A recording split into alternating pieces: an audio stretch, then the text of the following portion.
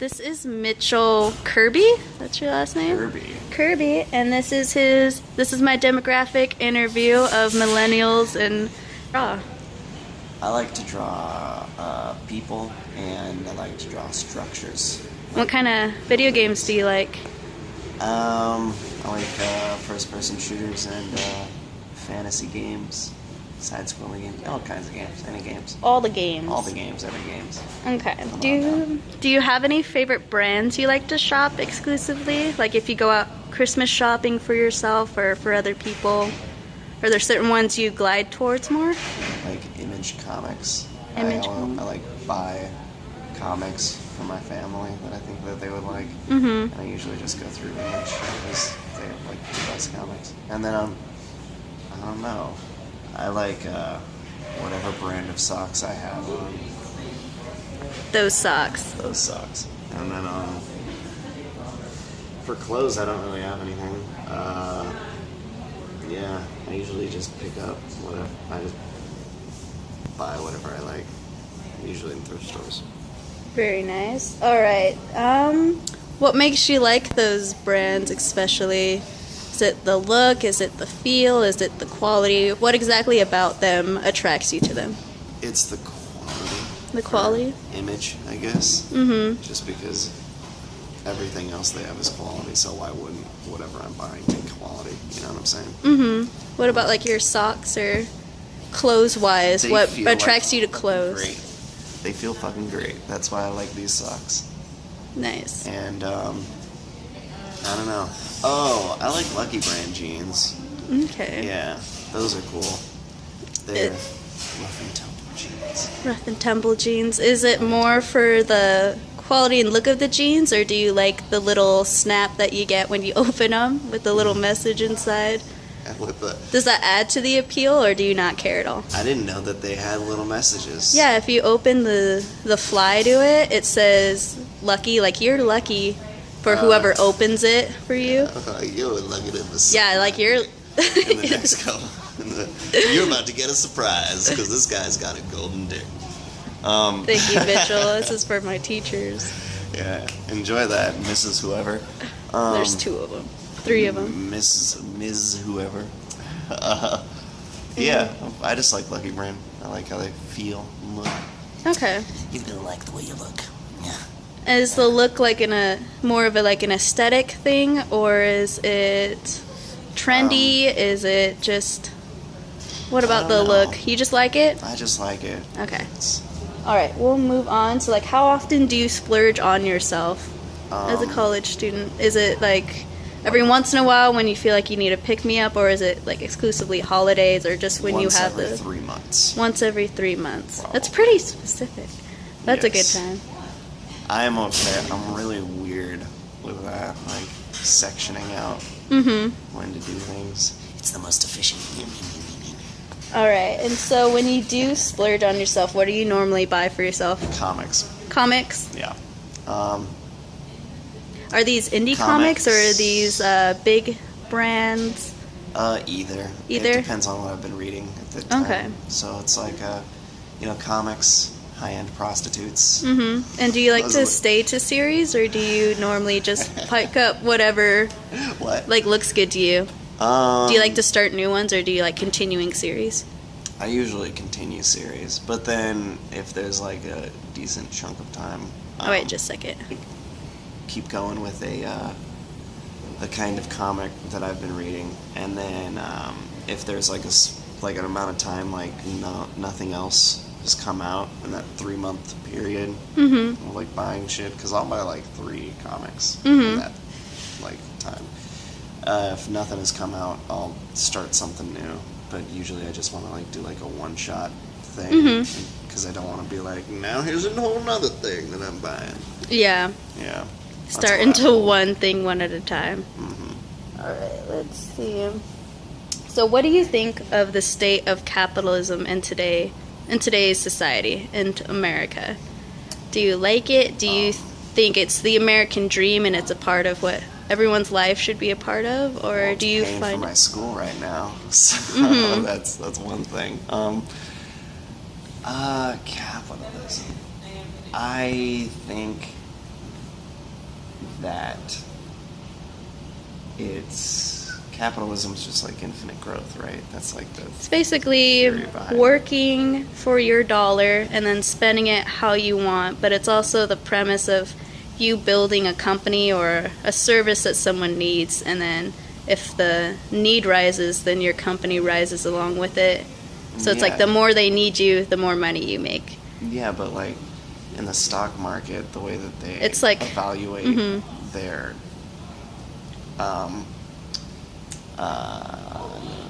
not the profit, but like how valuable, their worth, the way that they like measure that is by growth, right? So it's like if you made $1 billion this year, then I'm gonna make fucking $2 billion next year. Like that's the thing, and then that would be like 100%. Yeah, but the stocks also depend upon how much people want it, because people buy stock and they sell their stock, and if there comes a time when no one wants it, then their stock drops and they literally lose like I think the other day there was this, I think it was Walmart, just the other day lost like $9 billion in a day because their stock dropped so much. What do you think of like crazy stuff like that, where giant companies, like, do you think that really hurts them, or do you think... I think bankers rule pretty much the whole thing. I mean, there's the Fed, and that's an institution that's outside of the government, ruled by like different banks, and then like I don't know. I think like it's all gonna conglomerate together like every bank, and it's just gonna become one bank, and then they're gonna become like the loan sharks of the world. Like, oh gosh. I've never understood the difference between loan sharking and banking. Like loan sharks are gonna break your legs, but yeah, basically they're just I think going after people who have debts. But I think I've also heard that loan sharks technically don't work. They're like, the banks sell the loans to loan sharks so that they get like a commission of it if the debt is paid back. And so technically the loan sharks are they don't work for the bank like exactly, like they don't work, just hired by the bank. They're like a second party that's brought into it to help bring the loans back. Yeah. But what do you think about like all the advertisements that Americans see on a daily basis? I think it's have you ever been to like another country where it's desensitization to an insane degree, because in another country, or in a lot of other countries, when there's an ad, it's very sparse. Like it's not every second you're going to see one. But in America, you see so many that you become blind to all of them. So maybe it's the whole, like, you're trying for the subconscious thing. Like, oh, I need pants. Lucky Brand. But, the amount of advertisements... Do you think there should be less, or do you think it's just such a part of contemporary society that it doesn't really matter anymore? Well, if you go to Vermont, there's no billboards. They outlaw. Do they have a... Yeah, they have a law for that one. Billboards. And then if you go to LA, billboards everywhere. So it really says something. What do you think about, like, the difference... What do you think the differences are between those two societies, probably? The difference between Vermont society and Californian society? Yeah, when it comes to things like... California's a lot more corporate. Or... That's not the right word for it. California... has a higher concentration of people. Way, like, isn't it like one of the most populated states? I think you're correct. Yeah, and one of them up there. It has so many people. LA just looks like one big advertisement. And in Vermont, there's so much like natural beauty that you wouldn't want to spoil it with advertisements. But in LA, it's a fucking desert. Like, there's not a lot of super. So environments are taken into account, you think, when it comes to things like and how many rich corporate people are identity? There? Yeah. So lots of contributing factors to like how, I guess. I don't think I'm smart enough to summarize it up. No, it's okay, dude. But yeah, I just want to get what everyday people think of all these things that are around them all the time. Yeah. So it's like it doesn't matter if you're really educated about it or not. I'm just looking to see how you feel about it and how it affects you in your daily life, because you're just one of so many people, and everyone feels so differently. Yeah. But you're like an everyday person. You're the people they're trying to appeal to, so it's like, how do you take their advances? Kind of. No. How do I take the advances of advertising? I don't know. You just see a lot of it. Yeah. You just see it a lot. I don't think it's so that like you see something and then you're like, oh, I'm gonna go buy that. So you don't think it's so that they can sell things? Well, I think it is for selling things, but I don't think it's like you see the sign, you go buy whatever it is. It's so that when you need whatever they're going to sell, you think of it. Them. Okay, so it's more like planting a seed rather than making like impulse buys. Yeah. So it's not like they're just going out like right after me, like I need that. Yeah. It's later when they're actually at the grocery store. Mm-hmm. And okay. That's it. Makes a lot of sense. Okay. Which capitalism or buy shit. Buy shit, capitalism. I get that capitalism's bad, or at least there's a lot of bad shit that goes along with it. But it made all this shit. Yeah, it basically built our country. So it's a love-hate relationship. At least for certain people. Some people love it. I think every country is built on the genocide of another country. You know, like, there's no... So it's like it gets worse before it gets better. Yeah, nobody has clean hands in any of this shit. Yeah. And anybody before that, like, I think Dan Carlin has a quote, everybody's ancestors are the victims of genocide, and everybody's ancestors are the perpetrators of genocide. So it's like none of you, like nobody. Yeah, we're just so mixed at this point that you can't really be on one side or the other completely. You go far enough down your family line, like some shit happened. Like, no. All right, let's move on to the next question, because that one took up like 4 videos. Okay, Mitchell, what makes you laugh? A lot of things. A lot of things? A lot of things. Let's list some. Absurdity. Like what kind of things? Just like silly situations, or... Yeah. I'm not going to say that, but...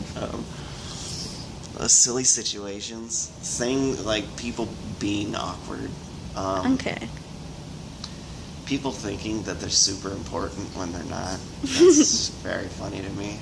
Like, I love people with huge egos, because they're like, you're justified in laughing at them when they like tumble down and fall and crack the ego open.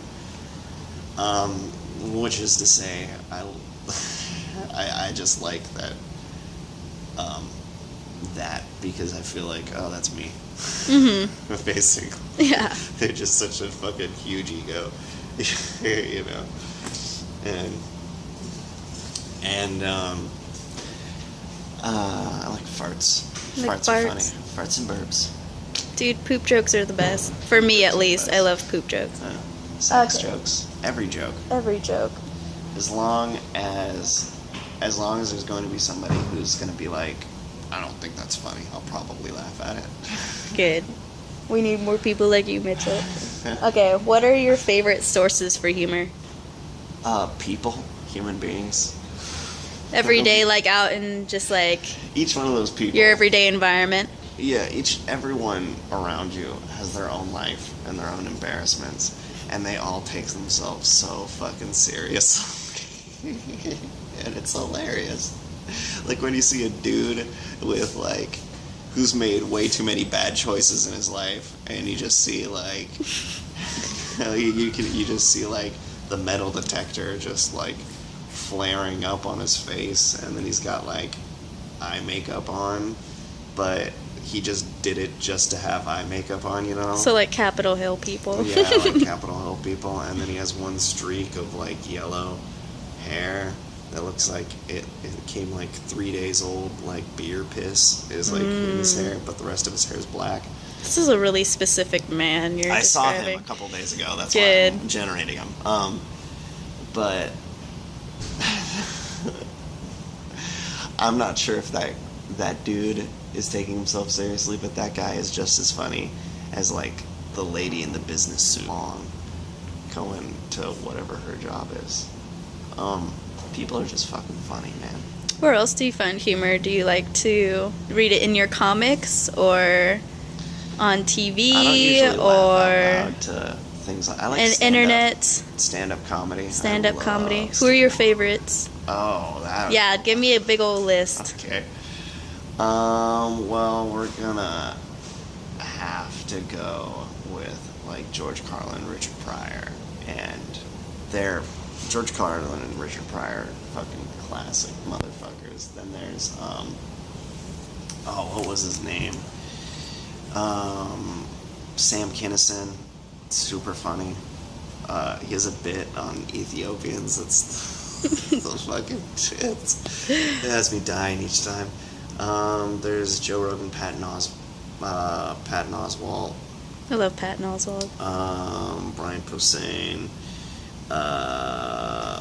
Amy Schumer is pretty funny. She can be kind of miss at times, but she can really. I think she's pretty hilarious. Like in her her show. more of her just like off the cuff stuff too. If you're just Yeah. like interview watching her like during speeches, she can be pretty funny. I'm talking straight up stand up. I think Christina Pajitsky is much funnier. Mm-hmm. She's fucking so funny. Tom Segura, John. Did I already say Joe Rogan? I don't know. Maybe Joe Rogan. Duncan Trussell, always funny. Joey Diaz. I just like his name, Duncan Trussell. Oh, super hippie. Damn Duncan Trussell. Sarah Silverman, very, very funny. Super hilarious. There's a lot more women comics coming up than there used to be. I mean, there was Joan Rivers, and there was The Roseanne classics. Barr, and one of them before, she had like 5 kids, and she was like, I'm gonna be a stand-up comedian, and she did. She became really popular. I can't remember what her name was though. Both of them are really funny. Oh my god, Don Barris is one of the filthiest comedians I've ever seen live, and he is fucking funny. Dane Cook's earlier stuff wasn't actually that bad. It was actually pretty funny. I'm not afraid to say that. It's alright. I watched it too. I will not deny. Yeah, it was pretty sweet. Alright, that's pretty Interview good. question, son. Alright, let's go. Let's move on to our next guy. Do you think satire is relevant in today's society? Do you think people get it? Or is it mostly I think it's slowly piddling off, like people. I feel like it But do you think like, it's also important, I guess, as Oh, well? Do you yeah. think people get it? And also, do you think it's worth making nowadays? Yes and no. I think people should make satire, and people should be able to point and laugh at the absurdity of all this bullshit. Like, and it's not all bullshit, but even the stuff that isn't bullshit, you should point and laugh at. Keep yourself humble. But I feel like these waves of offensiveness or offendedness come in every couple years. Like, I feel like in the 80s it was like Christian mom groups. In the 70s it was Christian groups. And in the 90s, Christian groups yet again. Or not Christian groups, actually, like PC groups. Back to Christians. And then now it's more like super offensive. Like, people that aren't comedians will tell stand-up comedians why their joke bombed and why, like, they're an evil, awful person because they said X, Y, and Z. But a lot of the stuff that happens in, like, stand-up comedy and satire and things, somebody can become offended because they don't get the joke. And then they have just as much of a voice as somebody who got the joke but isn't going to say anything. Yeah. So I think that people are going to keep getting super offended, or going to comedy clubs just to be offended, and like wait, because there's people there that make money off of blogging. So they'll just go to a comedy club, sit down, wait for the obvious person that's going to say all of this shit because that's their act. And then they're going to type up and write about it. And even if they, like, got a laugh or they were killing, they're going to, like, say, oh, and the joke bombed, and they fell flat. And then for the same thing for, like, satire, I think satire is going to wane a little bit, but once the whole, like, I'm offended about everything thing goes away, if it ever does. So you think, like, some people ruin it for others by not understanding the depth of possibly the joke or the scene, and then getting offended. Or they'll laugh at every joke, but the one joke that pertains to them, they'll be like, oh, I can't believe you said that. While like Chef from South Park. Yeah, like, meanwhile, like, they've said everything else about so many different things. I think South Park is going to stay strong, 100%. I hope to God. I pray every day for my South Park. I think they're getting pretty good, though, because they're actually taking a stance on the PC thing by bringing in PC Principal. Yeah. And so it's just funny that they're actually, like, I think it's because of all the complaints they get. And so they actually started, like, kind of implementing or some characters that represent all the complaints they get and all the people that talk to them the most, and, like, adding them to the dynamic of South Park, Colorado. Yeah. And the crazy characters. Behind that, though, is that they had, like, the PC frat house, right? Like, we are PC. And it's supposed to be like the people who do get offended at everything and are, like, policing other people's speech. They're acting the same way that, like, the frat bros act, like, dude, you pussy bro, like, punch kind of thing. Like, it's the same method of acting. Like, it's the same kind of human being, just put into a different shell. Yeah. Yeah. All right, let's see. So, very last question. What are some national or international issues that you think should be more addressed in media today?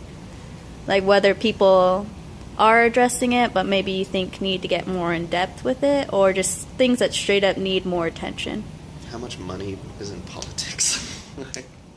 Like, if I was a banker and I had, like, billions of dollars, it would be so easy for me to buy off a candidate or, you know, bet on both horses, you know, like Democratic and the Republican, just throw money at both of them and then have them implement whatever law I want or have lobbyists or whatever. It's just weird. Like, that and the drug war, like locking people up for that. Asia kind of thing, the Middle East. That feels like a very weird war.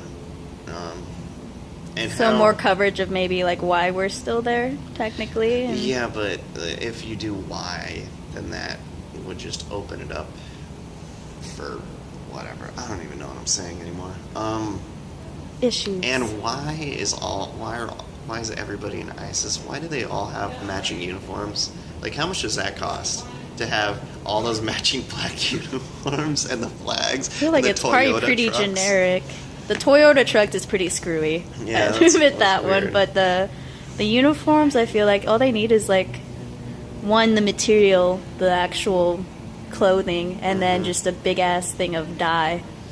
I feel like some clotheslines. Them. I'm sure they get money from all kinds of places. Yeah. But and the food supply, like how much?